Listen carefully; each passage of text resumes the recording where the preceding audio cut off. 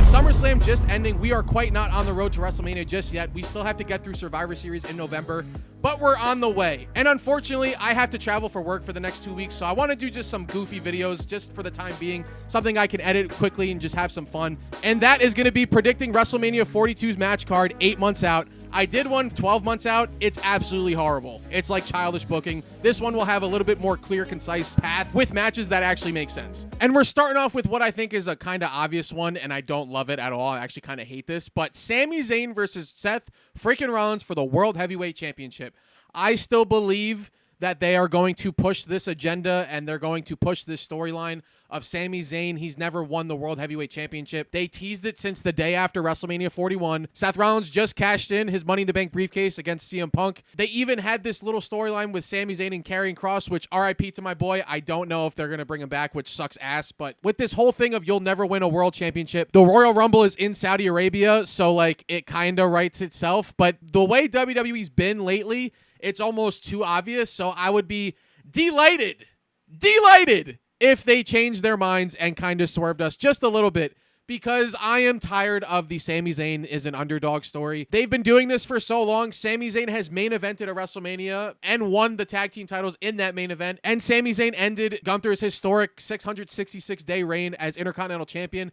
He's not an underdog anymore. As much as they want to try and push this narrative, Sami Zayn is not the underdog. You want to know who a true underdog is? LA Knight. You want to talk a real underdog story? LA Knight is the ultimate underdog at this moment in time. I'm just saying, if you want to push an underdog story, it's LA Knight. I'm not saying LA Knight should be in this spot. I'm just saying that the underdog story you're looking for is LA Knight. Next is a match that you might see and kind of groan at. I get why, because we've seen it so many times, but every time these two get in the ring, it is magic. You have a small storyline right now of Rhea Ripley versus Eio Sky, where Rhea is chasing to beat Eio Sky for the very first time. She's never beaten her. You could have her go into WrestleMania with the goal of beating Eio Sky for the very first time, and realistically, they'll tear their house down. Next is the match that everybody's been talking about for I don't know how many years. I could totally see them doing this SummerSlam next year because it's in Minneapolis, but Brock Lesnar versus Gunther is a dream match for a lot of people. Since Brock Lesnar has returned, whether you like it or you don't, he's in WWE now, so this is totally a match that could work for WrestleMania. Next is TLC 2. It's not that complicated. Just give me what I want. Run it back. They've done it before. The first ever TLC match was at SummerSlam, and they ran it back at WrestleMania 17. You could do it again. The only thing is that Bronson Reed and Braun Breaker are going to be replacing a tag team, but I'm not going to say who yet. And it's going to be for both tag team championships from Raw and SmackDown. Just put them together.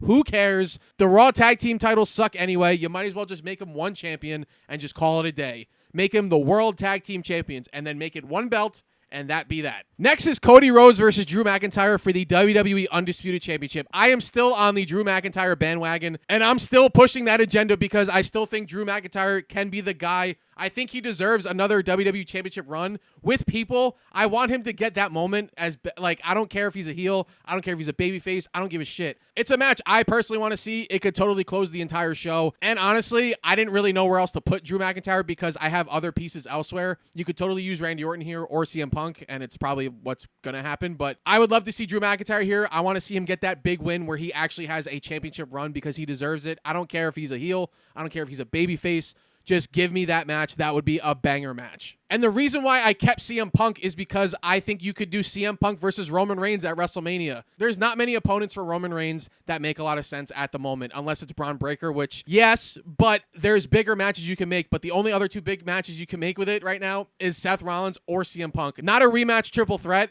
but just one or the other. And I think the biggest match you could possibly make at the moment that will draw the most amount of money, because at the end of the day, this is all business, is CM Punk versus Roman Reigns. I feel like that is a money printer and a money match that could just main event night one. I think that's one of the biggest matches you could make at this moment in time, and I would love to see it. I would love to see them two go one-on-one. That's, of course, if Seth Rollins isn't available. I still want Roman versus Seth. I don't know when we're going to get it, but we better get it, but I'm not picking it right now. I feel like still Sami versus Seth is what they're going to do, so this is the only match that makes sense for Roman Reigns at the moment, unless you do Cody versus Roman 3, which I'm all for. I love them together. I would watch them 1,000 times if that was a possibility. So, and when I said that Braun Breaker and Bronson Reed were going to replace a tag team, it's the Street Profits. Because, I don't know if you saw, but on the post-show of SummerSlam, it looks like Angelo Dawkins and Montez Ford kind of split up, or at least they're upset at each other. So I don't know if they want to tease that whole breakup, but if they do, I am rooting for Montez Ford. I'm sorry, Angelo Dawkins, but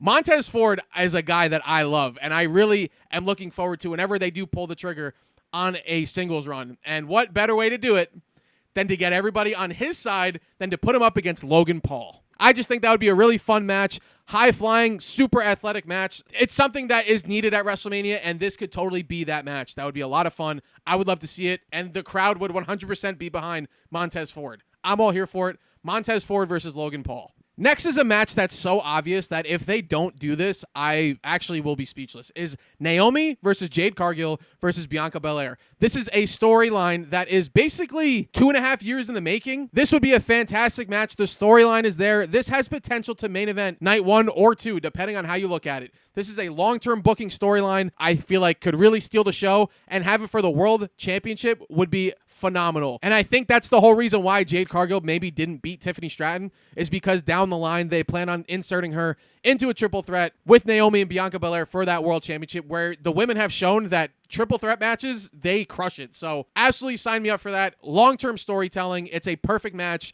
for WrestleMania, and I feel like that is the way they should go, and if they don't, I honestly don't know. Next is Bayley versus Lyra Valkyria for the Intercontinental Championship. Because Lyra can't challenge for the IC title again, because Becky Lynch beat her because of Bayley, maybe down the line you get a little bit of turmoil between the two of Bayley and Lyra, where they fight. Bayley becomes a heel, eventually beats Becky Lynch to become champion, and that is your match going into WrestleMania, because Lyra can finally challenge for the Intercontinental title again.